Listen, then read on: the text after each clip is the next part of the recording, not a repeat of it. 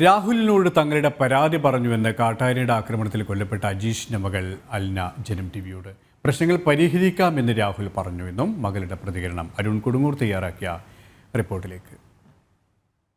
കഴിഞ്ഞ ദിവസം കാട്ടാനയുടെ ആക്രമണത്തിൽ കൊല്ലപ്പെട്ട അജീഷിൻ്റെ വീട്ടിലാണ് ഞാൻ ഇപ്പോൾ ഉള്ളത്. അജീഷിൻ്റെ വീട്ടിൽ നിന്ന് രാഹുൽ എം പി എത്തിയിരുന്നു. ഇതിനുശേഷം മകൾ ഇവിടേക്ക് നമുക്കൊപ്പമുണ്ട്. എന്തായാലും രാഹുൽ ഗാന്ധി ഇപ്പോൾ വൈകിയാണിൽ എത്തിയിരിക്കുന്നു. എന്തൊക്കെയാണ് അദ്ദേഹം പറഞ്ഞിരുന്നത്?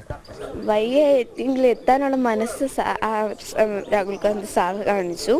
പിന്നെ രാഹുൽ ഗാന്ധി പറഞ്ഞു എന്നാ സഹായം വേണം നമുക്ക് ചെയ്തു തരാമെന്നാണ് പറഞ്ഞത്.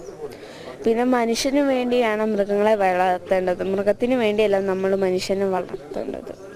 എന്തൊക്കെയാണ് അദ്ദേഹത്തോട് നമ്മൾ പറഞ്ഞ ആവശ്യങ്ങൾ എന്തൊക്കെയാണ്?